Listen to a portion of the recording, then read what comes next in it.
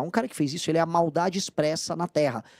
Eu prendo ou mato, não existe outra opção. E aí, a internet começou a falar, prendeu ou matou, é a resposta para o crime organizado, no que foi imitado com muito carisma pelo senhor Flávio Bolsonaro, como prendeu e neutralizou. Não tem jeito, esses caras são os seres mais egoístas que existem, eles vão botar tudo a perder para apoiar esse Flávio Bolsonaro, que esse Flávio Bolsonaro sabe que vai perder a eleição, mas dane-se, para eles o Lula fica, porque para eles isso é apenas um negócio de curto prazo. É um negócio de curto prazo, é dinheirinho no bolso, igual eles fizeram lá com o Vorcaro, e jogo que segue. Muito bem. A gente, antes de entrar aqui nas polêmicas e nas propostas, a gente vai abordar 3 assuntos que estão quentes no momento hoje na internet, com repercussão de vídeos, inclusive. Um deles foi uma declaração do Lula na convenção do PSB, que oficializou o vice-presidente Geraldo Alckmin como candidato novamente a vice na chapa que disputa a reeleição. O Lula falou que atendeu um telefonema de um companheiro dele de Caraguatatuba, que tinha sido internado, que tem problema no coração, e que tinha ficado deitado esperando enquanto se investigava se o plano de saúde dele dava conta do pagamento. E aí o Lula disse que acionou o ministro da Saúde, Alexandre Padilha, para resolver a situação do amigo dele, que acabou sendo levado ali para ser operado num hospital. Vamos rodar esse vídeo, que eu quero saber aqui a opinião do pré-candidato do Partido Missão, e ele já pode abordar essa questão da área da saúde, quais são as suas propostas nesse campo tão importante para o país. Pode rodar. As pessoas são mais ricas, sabe? Eles têm um plano médico melhor, e eles vão em um hospital melhor. Eu, como sou presidente, eu nem preciso pagar, eu sou presidente, eu vou em qualquer lugar, me recebem. Ninguém manda eu ficar na fila. Essa semana me ligou um companheiro de Caraguatatuba. Ele teve um problema no coração. Ele foi internado. Estava no hospital de Caraguatatuba, ou Ubatuba, não sei. Caraguá, tá? E aí ele não estava fazendo o tratamento porque o plano de saúde dele estava sendo investigado para saber se o plano dele dava conta de pagamento. Ô Cid, não era obrigação pegar o coitado, tratar e depois brigar para ver se ia pagar? Não, mas ele ficou deitado esperando. O Padilha conseguiu, por um pedido meu, levar o cara para outro hospital para operar. Muito bem, tá aí. O Lula, esse vídeo repercutiu bastante nas redes sociais, muitas críticas foram feitas por ele estar beneficiando diretamente um amigo e não tratando do problema geral da população. Eu estava vendo a repercussão política, por exemplo, a deputada federal Rosângela Moro escreveu o seguinte: enquanto isso, a menina de Jaguará do Sul e tantas outras pessoas estão ficando sem tratamento. Liga para a AGU, Lula, que é a Advocacia Geral da União. Pede para atender a todos que estão precisando de tratamento. Qual é a sua abordagem? O que chama a sua atenção nesse episódio? O que o senhor candidato faria diferente, inclusive, para resolver esses problemas de demora de atendimento e tratamento hospitalar? Primeira coisa, a mistura do público e do privado que o Lula faz, ele faz desde aquele primeiro momento, quando ele venceu a eleição em 2002, aí ele assume, ele bota aquela estrela vermelha no Palácio, acho que foi um dos momentos mais emblemáticos em que ele misturava o público com o privado ali. E vindo do Lula, honestamente, eu não esperava nada muito diferente, pedir um favor ali pra ajudar um companheiro. O que eu acho engraçado é que acho que a melhor parte ali é o rosto de uma pessoa como a Tabata Amaral, que se vende como uma figura da nova política, novas práticas, ela é moderna e ela tá ali concordando com a prática patrimonialista do presidente, abaixando a cabeça, achando super bacana a história. O que denota isso, né? Nesses joguinhos de poder, as práticas mais bizarras e arcaicas, elas vão sendo mantidas mesmo com gente que se considera como moderno. Agora, falando do caso dele, o caso dele é muito ilustrativo do grande problema de saúde no Brasil. O grande problema de saúde no Brasil é um problema de acesso. As pessoas não conseguem ter acesso a exames, acesso a consultas, acesso a atendimento e, no final, acesso à cirurgia na velocidade que precisa. O problema do SUS, se você for fazer uma pesquisa de cabo a rabo com os usuários, é um problema de acesso. Então, o fato das pessoas falarem, eu tô muito na fila, eu não consegui achar o médico, eu não consegui a consulta, é porque toda a organização do SUS, ela é caótica. E por mais que seja um sistema que eu acho que dá para alterar, e dado que a centralidade dele, que é um modelo único e centralizado, ela tem vamos dizer, um elemento positivo capaz de ser organizado, a primeira coisa a se fazer é acabar com o caos do acesso. E o que é o caos? Você não tem um prontuário único. Então, como você não tem prontuário único, você não consegue medir o que aquela pessoa precisa. Você não tem uma pessoa acompanhando o atendimento dela desde o início. Então, a gente paga um monte de agente de saúde da estratégia de saúde familiar, só que você não tem a obrigatoriedade daquela pessoa que vai fazer a consulta dela ou ter o acompanhamento dela numa doença a ter, vamos dizer, um agente de saúde que vai acompanhar todos os passos. Você também pode ir fazer um exame, ou no hospital, ou numa policlínica, ou tentar ir atrás de uma UBS. Ou seja, é caótico, você não tem um fluxo. O que a gente precisa fazer é racionalizar o fluxo de entrada no SUS, que hoje não é racionalizado. Você tem equipamentos, você tem um investimento hoje, mas você não consegue organizar esse fluxo de processos. E por quê? Uma das razões, e aí isso vai chegar muito no Lula, é o fato de que você politiza isso, porque a venda de favores, por exemplo, para você ultrapassar uma fila no SUS, para você colocar alguém, é uma das coisas que vereadores e deputados fazem em todo o Brasil, especialmente nos lugares mais pobres. Então, essa racionalização e a instituição de um prontuário único é justamente para a gente colocar o acesso, que é o problema que o Lula relatou ali, como a base de um bom funcionamento do Sistema Único de Saúde. Se você tem vontade de montar um canal de cortes para ajudar a divulgar as ideias do MBL e da missão, eu tenho um treinamento 100% focado mostrando como você pode sair do zero sem saber nada de edição, thumbnail, até você monetizar um canal de cortes e além de estar ajudando no projeto, também ser remunerado por isso. No mês de maio, por exemplo, o canal Inevitável Cortes faturou mais de 30 mil reais apenas de AdSense. O Felino Missionário e o Missão Avança, ambos fizeram mais de 1 milhão de visualizações e faturaram acima dos 14 mil reais. E se isso te interessou de alguma maneira, é só clicar no primeiro link da descrição desse vídeo, ou então ler o QR Code que está aparecendo aqui no meio da sua tela agora, onde eu vou te explicar de maneira mais detalhada como você pode começar o seu próprio canal de cortes.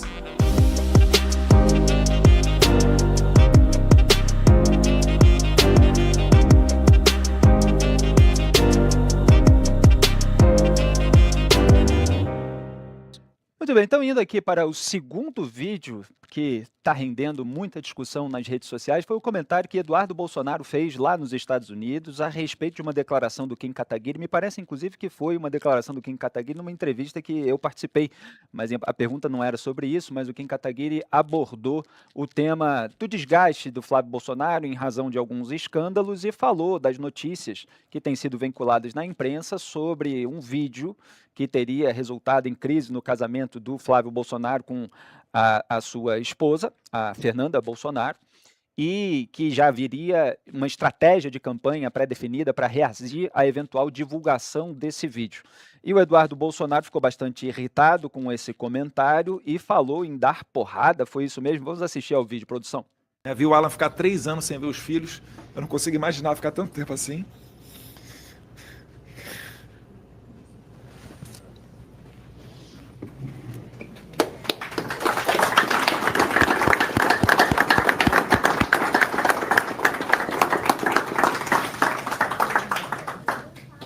A gente é velho, a gente é velho, a gente segura a onda, né? Mas quando passa a condenação, quando passa as viagens internacionais, tem que tomar um monte de precaução com o Interpol, ver advogado, é caro pra caralho. E você vai pra viagem, você chega no local e, sei lá, você vai ser preso. E aí você pergunta, né, caralho, por que eu tô fazendo isso tudo? Podendo deixar os meus moleques em casa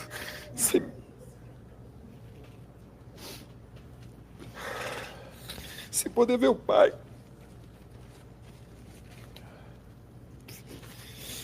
Um monte de gente ferrada aí do Rio de Janeiro, meu pai fudido. E, enfim.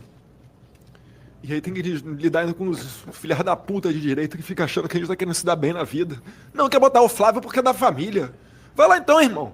Se candidata aí pra você ver. Não, eu sou limpinho, não vai dar nada não. É mesmo? Se candidata aí que eu quero ver. Se candidata. Do Flávio estavam falando que aparecia vídeo dele comendo russa, depois era comendo ucraniana, depois era comendo não sei quem, aí tá o Kim Kataguiri dando risada. Ninguém reparou pra olhar a Fernanda, a esposa do Flávio, que estão destruindo uma família. E os caras nem aí, falando como se fosse a coisa mais natural do mundo e dando risada. Ainda vou voltar no Brasil, dá vontade de pegar de porrada esses moleques.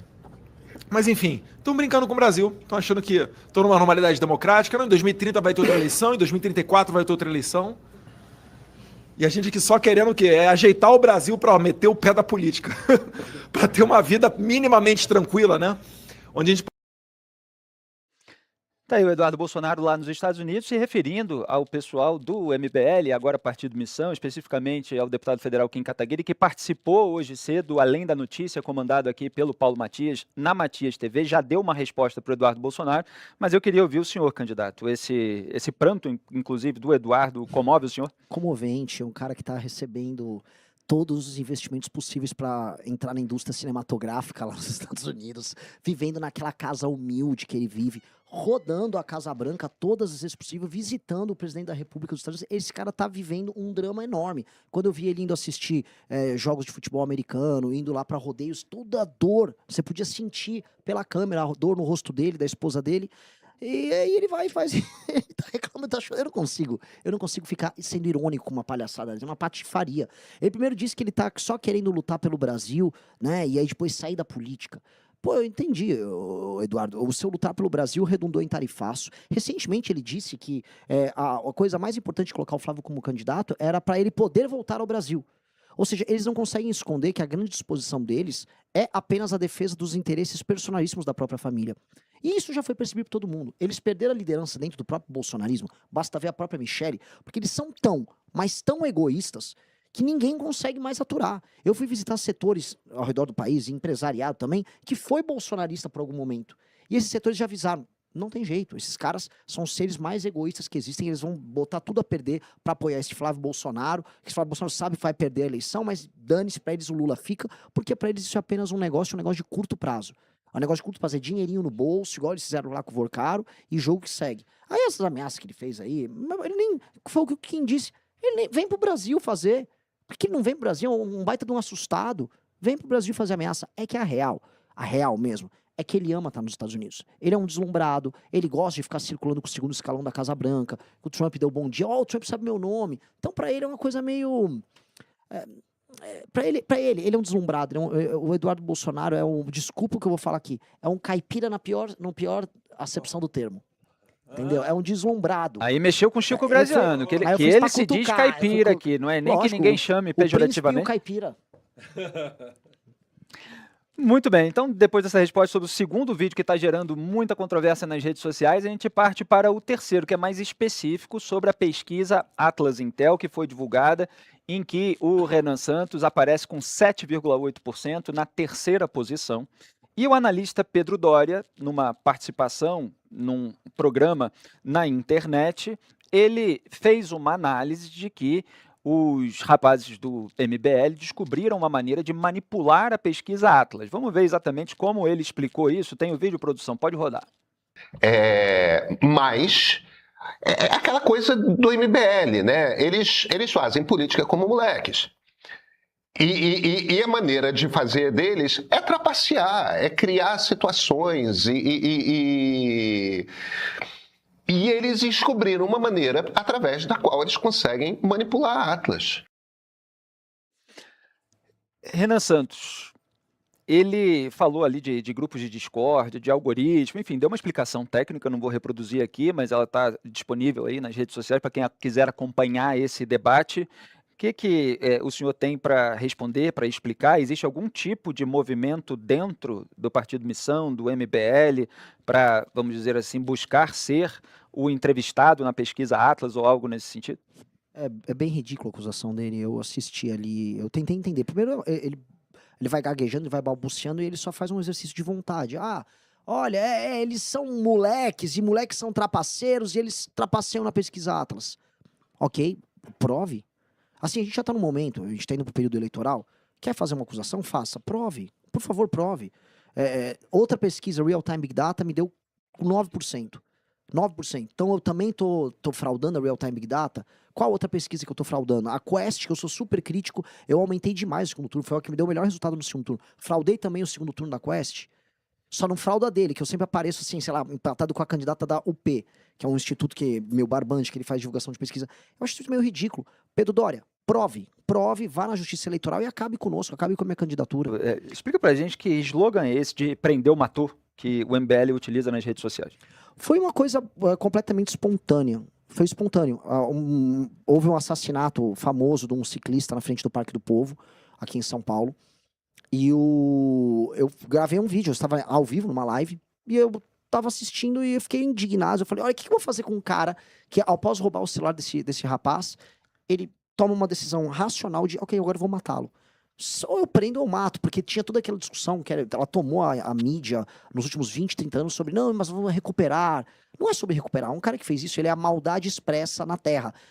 eu prendo ou mato, não existe outra opção. E aí, a internet começou a falar, prendeu ou matou, é a resposta para o crime organizado, no que foi imitado com muito carisma pelo senhor Flávio Bolsonaro, como prendeu e neutralizou. Né? E fiquei muito, muito impactado com o carisma do rapaz. Mas o que isso significa? Significa matar em conflito com o bandido? Significa defesa da pena de morte depois de um processo judicial? Exatamente qual seria o processo? Significa que se você é um bandido que comete crimes violentos, o papel do Estado, ele pode derivar para dois caminhos. Um, ele te prende. Então, se você se entregou, você será preso, vai contar com o devido processo legal. Se você reagiu, você será morto. Não há um terceiro caminho. Não há um terceiro caminho, não, eu vou fazer agora uma oficina de hip hop com ele para ajudar a reeducá-lo. Não, a cadeia será um instrumento agora de readequá-lo. Se você é um bandido violento, só existem dois caminhos. E não tem que haver um terceiro. A questão é que o direito penal brasileiro e o sentimento de culpa que o legislador brasileiro ficou após o período da ditadura militar fez todo mundo ter medo de falar em tratar bandido como bandido. Então, o prendeu ou matou olha, no meu governo, o foco com o bandido violento é muito claro. Ou prendeu ele, ou matou ele. Não é uma sequência lógica do tipo, eu vou prender ele e depois matá-lo. Ainda que eu acho que a gente tem que trazer uma discussão sobre pena de morte, não no início de governo, porque demanda constituinte, mas é uma discussão que reorienta a cabeça do legislador e do executivo. Olha, é um bandido violento, ou você vai ser preso ou vai ser morto, não tem uma terceira opção. Mas o senhor não tem uma posição firmada sobre pena de morte? Eu acho que é necessário ter pena de morte, sim. Agora, eu acho também que... Para alguns casos? Para alguns casos, crimes violentos, hediondos e incontestes, quando não há mais nenhuma discussão sobre a autoria. Então, olha, não há discussão sobre a autoria de um crime violento, excepcional, de um estuprador de crianças. Esse estuprador de crianças já foi demonstrado que ele estuprou as crianças, ele cometeu esse crime hediondo. Não acho que o Estado tem que ter um papel de recuperá-lo. Não há, apenas um dispêndio de energia por parte do Estado e a sensação de justiça perante toda a sociedade passa a se tornar plena. Agora, a dificuldade disso é que você precisa de uma constituinte. Não é nem uma PEC, não é uma alteração na Constituição. É literalmente uma constituinte para fazer tudo do zero. E eu acho que nós temos etapas para tocar as coisas. Diogo da Luz. Falando ainda da segurança, eu acho que essa questão da gente sair de casa com receio de perder a vida por causa de um celular é terrível, sem dúvida. E muitas pessoas perdem, como foi o caso do Vitor no Parque do Povo. Mas eu acho que tem um problema mais abrangente que está crescendo demais no Brasil, que é as facções criminosas tomando conta do território das grandes cidades. Era só no Rio de Janeiro 20 anos atrás. Agora no Rio de Janeiro, é Manaus, é Belém, muitas outras cidades, está chegando em São Paulo também. E a gente vê que tem dezenas de milhões de brasileiros que vivem sob a lei, não do Brasil, mas sim sob a lei do crime. Como resolver isso? Esse é um diagnóstico que a gente vem fazendo e falando que esse é o principal problema brasileiro. Inclusive, o maior problema é a democracia brasileira. A partir do momento que a gente não controla o próprio território, a gente não tem processo democrático. A gente não tem Estado de Direito. A base da democracia é o Estado democrático de direito. Uma cidade como Santa Quitéria, no Ceará, que pertence ao Comando Vermelho, ela não tem Estado democrático de direito, ela tem uma lei paralela. A questão que chegou em São Paulo, por exemplo, a Baixada Santista já é inteira do PCC. E eles fazem um tipo de dominância nessa região muito similar à dominância que o Comando Vermelho exerce nos morros. Isto pressupõe uma resposta no formato de guerra. E o formato de guerra que a gente diz é a implementação do direito penal do inimigo e o uso de todo o aparato repressivo do Estado para retomar nosso território. Isso faz parte de uma constatação. O Brasil tem ou não tem territórios controlados pelo crime? Se o Brasil acha que não tem, o que eu estou propondo não faz sentido. Agora, se você perguntar para pelo menos 40 milhões de brasileiros que são obrigados a circular nesses territórios, todos eles sabem que tem. Todo mundo sabe que se você for pegar um Uber na Rocinha, o Uber vai tomar tiro e o cidadão que pediu Uber vai tomar uma surra, que eles passaram um salve proibindo você de pegar um Uber ali. Todo mundo sabe que se você aparecer com uma determinada roupa da Adidas, vou falar uma marca, numa determinada favela em Salvador, você será morto, porque isso impõe uma espécie de uma marketing para uma outra facção. Portanto, você vive uma lei paralela. Se essa lei paralela existe e existe sobre o Estado brasileiro, nós temos que passar um fogo nesses caras. Esses caras têm que ser tratados como inimigos, é um inimigo invasor. E aí eu vejo de alguns jornalistas em alguns lugares, nossa, o Renan tá falando de direito penal do inimigo, isso é muito perigoso. Perigoso é o que acontece todo dia centenas de pessoas morrem em confrontos do crime organizado, centenas. Os caras ficam discutindo o sexo dos anjos, não, veja só, estamos agora falando, tá toda... Houve um homicídio de uma determinada minoria, aí para-se o Brasil para discutir, a Marielle, uma vereadora morreu, para-se tudo bem, pessoal, mais de 100 pessoas morrem todos os dias, e os responsáveis por isso são as facções. Nós vamos fingir que isso não existe? Porque existe uma espécie de uma leniência e uma aceitação. O brasileiro vai se adaptando a essas circunstâncias e ele vai sobrevivendo. Não podemos aceitar. Gostou do vídeo? Não esqueça de deixar o like, se inscrever no canal e ativar o sininho para receber as notificações. Nos vemos no próximo vídeo.